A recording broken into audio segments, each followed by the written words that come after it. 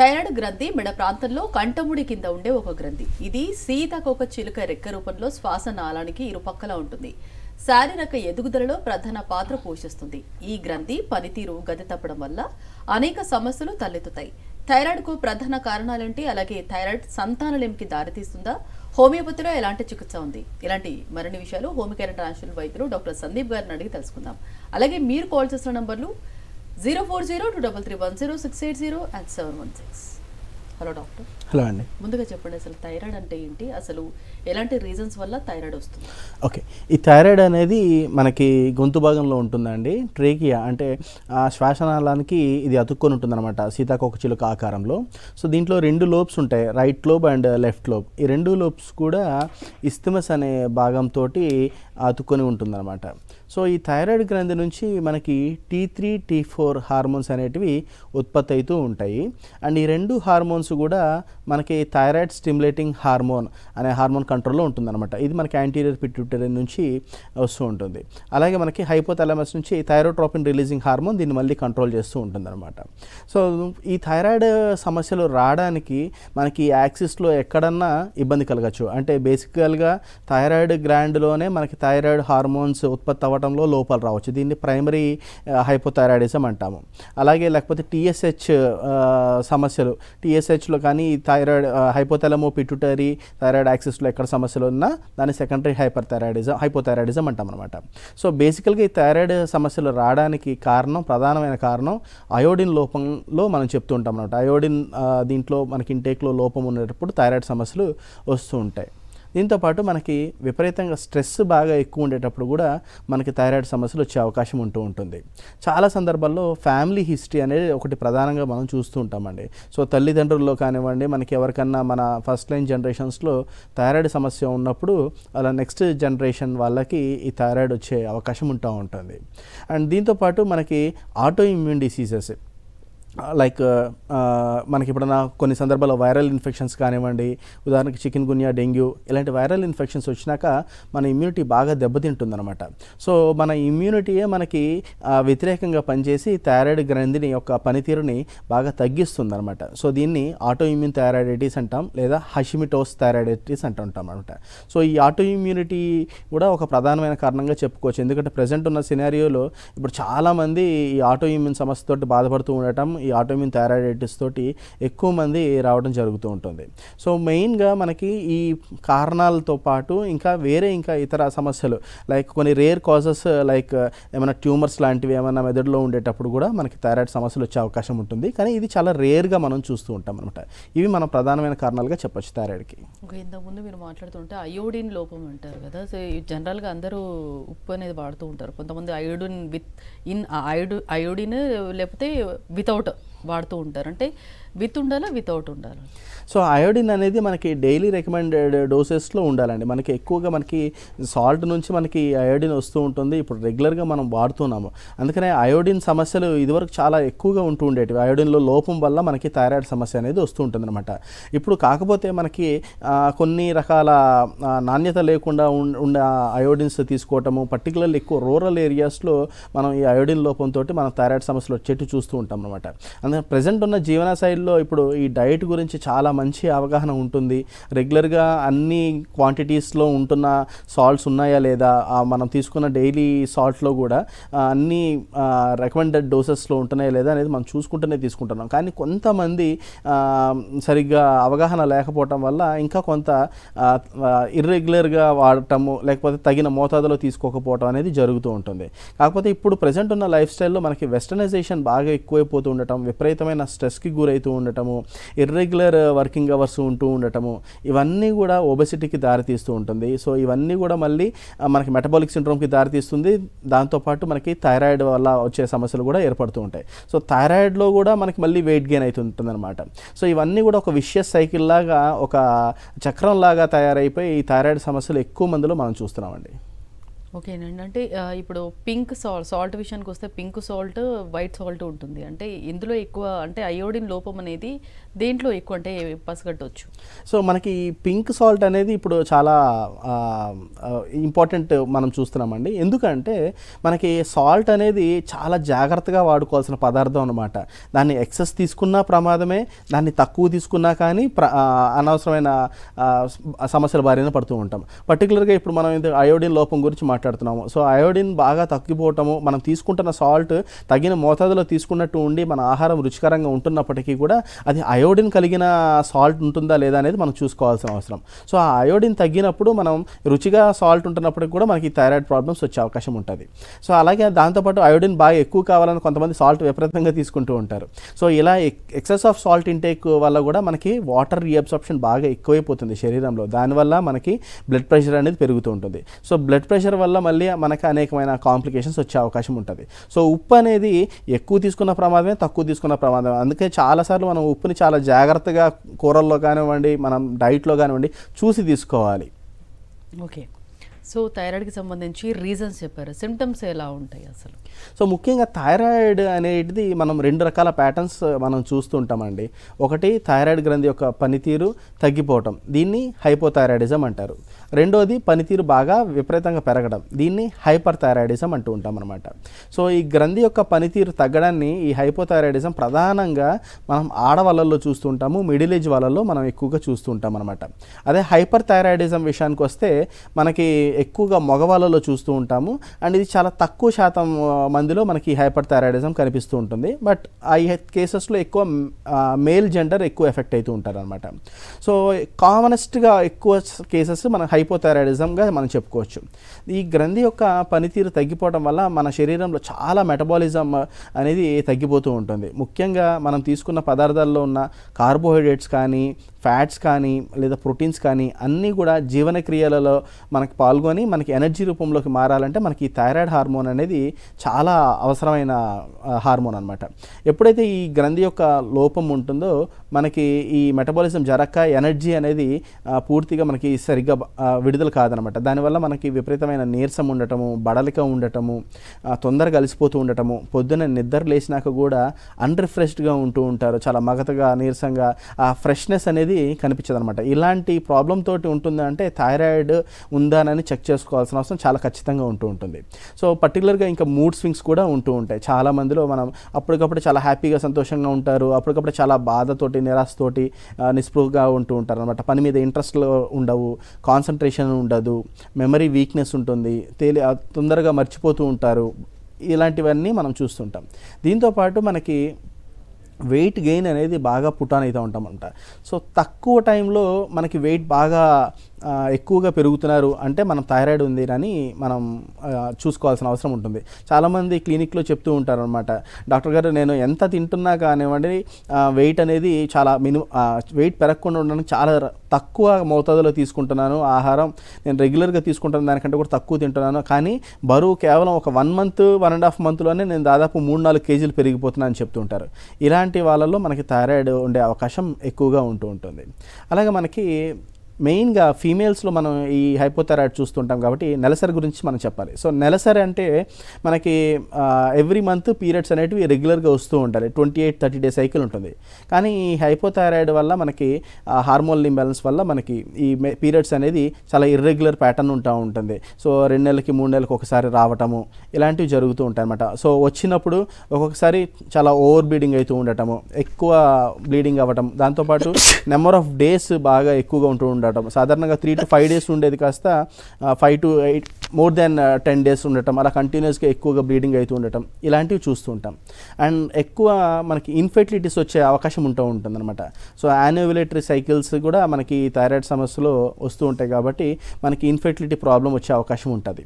So పిల్లలకు కలగటం కూడా కష్టమవుతుంది. ఒకవేళ కలిగినప్పుడు కూడా రిస్క్ ఆఫ్ అబార్షన్స్ చాలా ఎక్కువ ఉంటుంది. పర్టికులర్గా మనకి 3rd month 4th month abortions అయ్యే అవకాశం ఉంటుంది.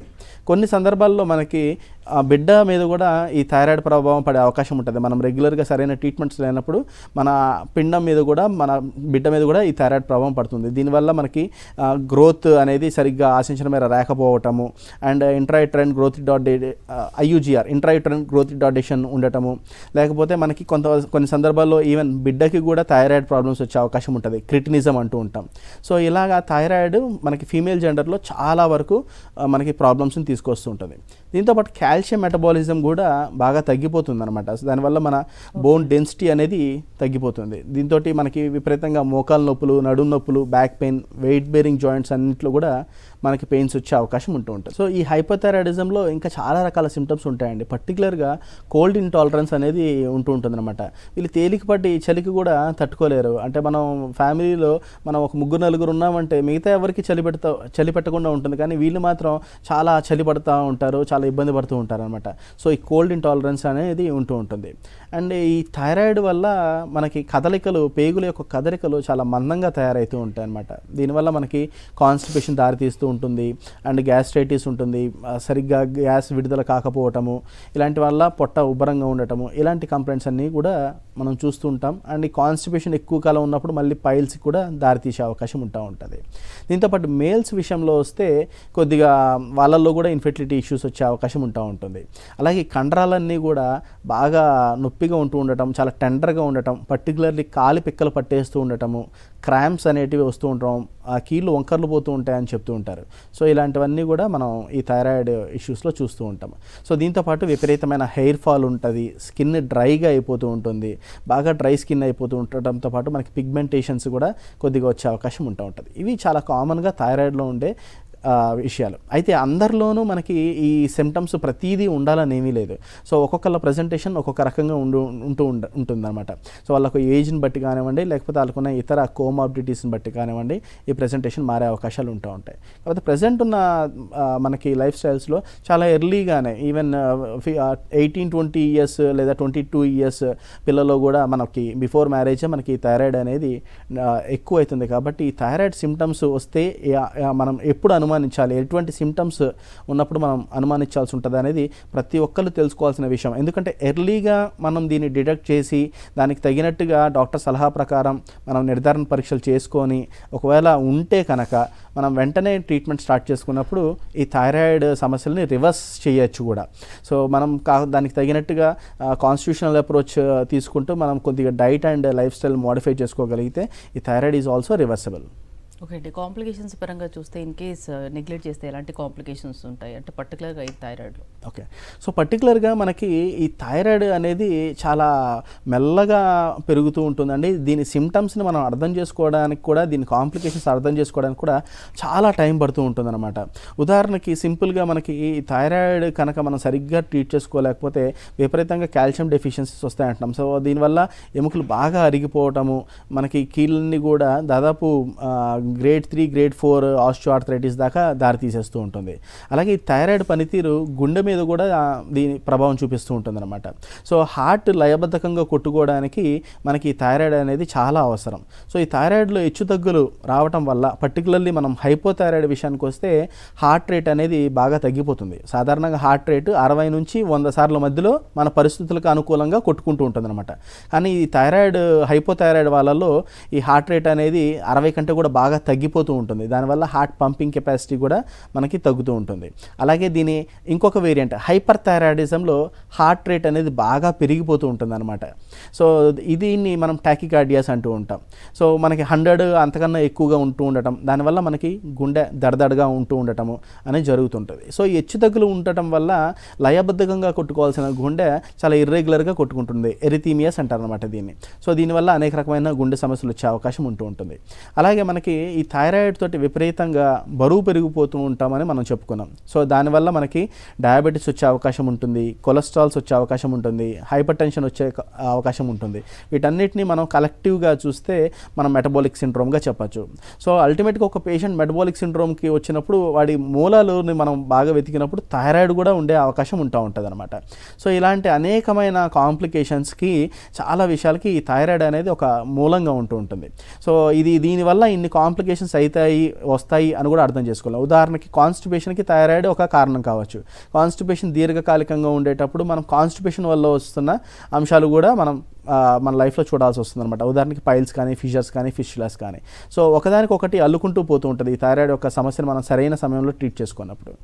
ఓకే అండి. అంటే థైరాయిడ్ ఉంటే పీసీఓడికి దారితీస్తుందా? అసలు పీసీఓడి అంటే మంచి ప్రశ్న అండి. సో ఈ థైరాయిడ్ వల్ల మనకి ఈ పీసీఓడి వచ్చే అవకాశాలు ఉంటూ ఉంటాయండి. సో పీసీఓడి అంటే మామూలుగా పాలిసిస్టిక్ ఓవేరియన్ సిండ్రోమ్ అంటూ ఉంటాం అనమాట.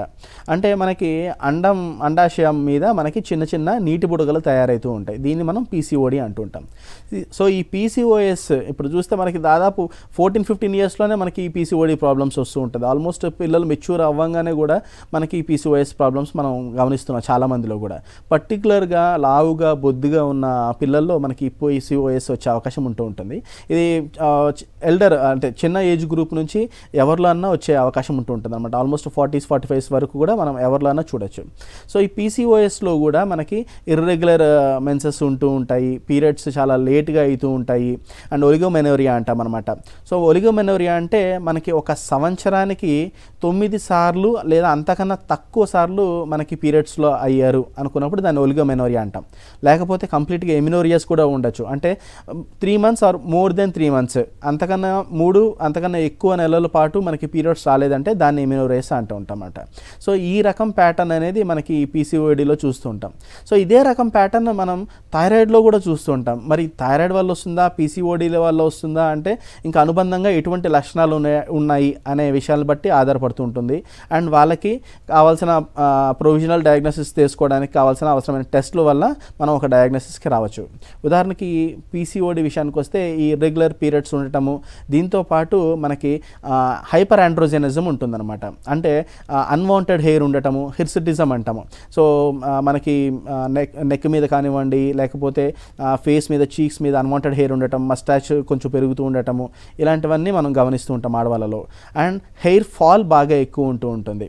సో మన వెంట్రుకలు అనేటివి బాగా పలచబడిపోతూ ఉండటము లేదా బాగా రాలిపోతూ ఉండటం గమనిస్తూ ఉంటాం. అండ్ దీంట్లో కూడా మనం బరువు పెరుగుతూ ఉంటాము. సో ఒబెసిటీ అనేది బాగా చూస్తూ ఉంటాం. అండ్ ఏక్ని చాలా మొటైలు వస్తూ ఉంటాయి ఫేస్ మీద. అండ్ స్కిన్ బాగా థిక్గా డార్క్ కలర్డ్ వెల్వెటీగా మారుతూ ఉంటుందన్నమాట. అకాంథోసిస్ నైగ్రిసన్స్ అంటాము. సో ఇలాంటివన్నీ మనం పీసీఓడిలో చూస్తూ ఉంటాం. సో దీనికి మనం థైరాయిడ్ పరీక్షలు చేసుకోవాల్సి వస్తుంది. అండ్ యూఎస్జీ అబ్డామిన్ చేసుకున్నప్పుడు మనకి థైరాయిడ్ వల్ల ప్రాబ్లం అవుతుందా, టీఎస్హెచ్ లెవెల్స్ ఎలా ఉన్నాయో దాన్ని బట్టి మనం థైరాయిడ్ వల్ల ప్రాబ్లం అవుతుందా లేకపోతే పీసీఓఎస్ వల్ల. అండ్ స్కానింగ్ మనం పరీక్షలు చేసుకున్నప్పుడు అల్ట్రాసోనోగ్రఫీ అబ్డామిన్ చేసినప్పుడు మనకి ఈ పీసీఓఎస్ ప్యాటర్న్ ఓవరీస్ మనకి కనిపిస్తూ ఉంటుందన్నమాట. సో అది 2 ఓవరీస్లో ఉందా లేదా ఒకటే ఓవరీలో ఉందా అనేది మనకు తెలుస్తుంది. సో దీంతోపాటు మనం FSH, LH luteinising hormone and follicle stimulating hormones కూడా మనం పరీక్ష చేసుకోవాల్సి ఉంటుంది. వాటి రేషియో ఏమైనా దెబ్బతిందా అనేది మనం చూస్తూ ఉంటాం అనమాట. సో ఈ పీసీఓఎస్లో మనకి ఈ ప్రజెంటేషన్తో పాటు మనకి రిస్క్ ఆఫ్ డయాబెటీస్ కూడా బాగా పెరుగుతుంది. సో మనకి ఈ ప్యాటర్న్స్ ఈ హార్మోన్స్లో FSH అండ్ LH రేషియోస్ బాగా దెబ్బతింటం వల్ల మనకి ఇన్సులిన్ రెసిస్టెన్స్ కూడా బాగా పెరుగుతుందన్నమాట. సో ఈ పీసీఓఎస్ వల్ల కూడా మనకి షుగర్లోకి కన్వర్ట్ అయ్యే ఛాన్సెస్ ఎక్కువ ఉంటూ ఉంటాయి. సో అందుకనే ఈ పీసీఓఎస్ కానివ్వండి, థైరాయిడ్ కానివ్వండి, మనం early diagnosis is very important. And ఇది చాలా మంచి రిజల్ట్స్ ఇస్తుంది. మనం సరైన సమయంలో కనుగొని మంచి ట్రీట్మెంట్స్ సకాలంలో తీసుకున్నప్పుడు మనకి చాలా కాంప్లికేషన్స్ని అవాయిడ్ చేసుకోవచ్చు, మనం మంచి జీవన శైలిని జీవించవచ్చు. ఓకే, డయట్ పరంగా ఎలా ఉండాలి సార్ అంటే వీటన్నిటికి కూడా? ఓకే అండి. సో ముఖ్యంగా థైరాయిడ్లో మనం డైట్ అన్నప్పుడు మనం గాయిట్రోజన్స్ అంటూ ఉంటాం అనమాట. అంటే ఈ థైరాయిడ్ గ్రంథి పనితీరుని తగ్గించే ఫుడ్ ఐటమ్స్ని గాయిట్రోజన్స్ అంటాం. పర్టికులర్గా క్యాబేజ్ కానివ్వండి, సోయాబీన్స్ కానివ్వండి, మీల్ మేకర్ కానివ్వండి, బ్రొకోలీ కానివ్వండి, క్యాలీఫ్లవర్ కానివ్వండి, క్యాలీఫ్లవర్ గ్రూప్ ఫ్యామిలీ, వీటి ఫుడ్ ఐటమ్స్ని మనం అవాయిడ్ చేయడం చాలా మంచిదండి. అండ్ కార్బోహైడ్రేట్ ఇంటేక్ని కూడా మనం చాలా మినిమైజ్ చేసుకోవాల్సిన అవసరం ఉంటుందన్నమాట. సో లో క్యాలరీ డైట్ తీసుకోవటం చాలా ముఖ్యమైన విషయం విత్ న్యూట్రిషన్. సో మనకు కావాల్సిన basic micro and macro nutrients, minerals, vitamins అన్నీ ఉండేటట్టుగా బ్యాలెన్స్డ్గా మనం డైట్ ఉంచుకోవాలి. సో మనకి ఎక్కువగా మనం ఈ ఆల్మండ్స్ కానివ్వండి అండ్ డ్రై ఫ్రూట్స్ కానివ్వండి, వాల్నట్స్ ఇలాంటివి మనం తీసుకోవచ్చు మన డైట్లో ఫర్ ఎనర్జీ పర్పస్. అండ్ కార్బోహైడ్రేట్స్ని మినిమైజ్ చేసుకొని మనం మిల్లెట్స్ మీద ఆధారపడటం చాలా హెల్ప్ఫుల్గా ఉంటుంది. అండ్ లేకపోతే జోవార్ మీద ఆధారపడటం పట్టడం చాలా బాగుంటుందన్నమాట. సో దీంతోపాటు మనం బరువును పెరగకుండా చూసుకోవడానికి రెగ్యులర్గా ఫిజికల్ యాక్టివిటీ ఉంచుకోవాల్సిన అవసరం ఉంటుంది. సో వాళ్ళ యొక్క ఏజ్ని బట్టి, వాళ్ళకున్న ఇతర కామోర్బిడిటీస్ని బట్టి వాళ్ళు ఎలాంటి ఫిజికల్ యాక్టివిటీస్ మెయింటైన్ చేసుకోవాలి అనేది చెప్తూ ఉంటుంది. ఈవెన్ పీసీఓడి ప్యాటర్న్లో కూడా similar diet and similar style మనం మెయింటైన్ చేసుకోవటం వల్ల పీసీఓఎస్ కూడా మనకు కంట్రోల్లోకి వస్తూ ఉంటుందండి. ఓకే, అంటే వీటికి కూడా అంటే రూట్ కాజ్ ఉంటుందా సార్? పర్టికులర్గా రూట్ కాజ్ అనేది ఉంటుందండి. ఎందుకంటే మనకి ఈ రెండు కూడా ఫ్యామిలీ హిస్టరీ పరంగా, జెనెటిక్ పరంగా కూడా వచ్చే అవకాశం ఉంటూ ఉంటుంది. అండ్ ఎక్కువగా స్ట్రెస్ కానివ్వండి అండ్ సెడెంటరీ యాక్టివిటీ, ఎక్కడ ఏ కదలికలు లేకుండా ఉండే విధంగా కూర్చొని ఒకటే చోట పనిచేస్తుండేటప్పుడు మనకి ఈ ప్రాబ్లమ్స్ థైరాయిడ్ కానివ్వండి, పీసీఓఎస్ వచ్చే అవకాశం ఉంటూ ఉంటుంది.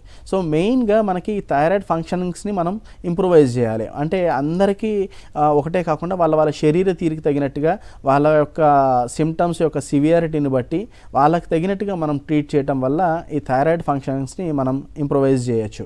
అండ్ వాళ్ళకి ఒక సరైన డైట్ ఇవ్వాలి. అందరి పేషెంట్స్కి ఒకటే రకమైన డైట్ మేనేజ్మెంట్ కాదు. కొంతమంది ఎల్డర్ పీపుల్ ఉంటారు, మోకాళ్ళ నొప్పులతో ఉంటారు, వాళ్ళకి తగినట్టుగా వాళ్ళకి మేనేజ్మెంట్ మనం ఎక్స్ప్లెయిన్ చేయగలగాలి. అలాగే కొంతమంది యంగ్స్టర్స్ ఉంటారు, కొంచెం వ్యాయామం చేసుకోగలుగుతారు, క్యాలరీస్ని కొంచెం తొందరగానే బర్న్ చేసుకోగలుగుతారు, వాళ్ళకి తగినట్టుగా డైట్ అండ్ ఫిజికల్ యాక్టివిటీస్ మనం చెప్తూ ఉంటాం. సో ఎవరిలో ఎలాంటి ప్యాటర్న్స్ మనం ఫాలో అవ్వాలి అనేది మనం కంప్లీట్గా కేస్ అనాలిసిస్ చేసినాకనే మనం ఇండివిజువల్గా వాళ్ళకి తగినట్టుగా మనం ట్రీట్మెంట్ ఇస్తూ ఉంటాం. ఈ కాన్స్టిట్యూషనల్ అప్రోచ్ ద్వారా కూడా మనకి ఫలితాలు రాబట్టచ్చు. ఇది మనకి హోమియోకేర్ ఇంటర్నేషనల్లో చాలా క్లాసికల్గా మీకు దొరుకుతుంది ఈ ట్రీట్మెంట్. ఓకే, అంటే థైరాయిడ్ ఉన్న వాళ్ళకి కూడా గ్వైటర్ అనేది ఒకటి ఉంటుంది కదా సార్, అంటే అది థైరాయిడ్ అనేది తెలియక ముందుకు అది వచ్చినప్పుడు మనం పసిగట్టవచ్చు కదా, కానీ ఇది ప్రమాదకరం. తప్పకుండా అండి. సో ఈ గాయిటర్ అనేది మనకి గొంతు కింద వాపుగా ఉండటాన్ని మనం గాయిటర్ అంటూ ఉంటామనండి. సో ఈ గాయిటర్ ఏమవుతుంది అంటే మనకి ఈ థైరాయిడ్ గ్రంథి ఎటువంటి రైట్ లోబ్ నుంచి కానీ లెఫ్ట్ లోబ్ నుంచి కానీ ఎటువైపు నుంచి అన్నా పెరగచ్చు, లేదా రెండు వైపులో కూడా ఉండొచ్చు. చాలా సందర్భాల్లో మనం థైరాయిడ్ ఉందా అని కనుగొనేదే మనకి ఈ వాపును చూసి, పర్టికులర్గా మనం ముద్ద మింగేటప్పుడు ఈ గాయిటర్ అనేది మూమెంట్ అనేది మనం చూడగలుగుతాం. ఈ గొంతు కింద వాపును చూసి మనకి థైరాయిడ్ని అనుమానిస్తూ ఉంటాం. సో ఈ గాయిటర్లో మనకి ఐదర్ హైపోథైరాయిడ్ ప్రెజెంటేషన్ అన్న ఉండొచ్చు, లేదా హైపర్ థైరాయిడ్ ప్రెజెంటేషన్ అన్న ఉండొచ్చు. అది ఎలా ఉంటుంది అనేది మనకి బ్లడ్ టెస్ట్ చేసుకొని మనం తెలుసుకోవాల్సి ఉంటుంది అనమాట.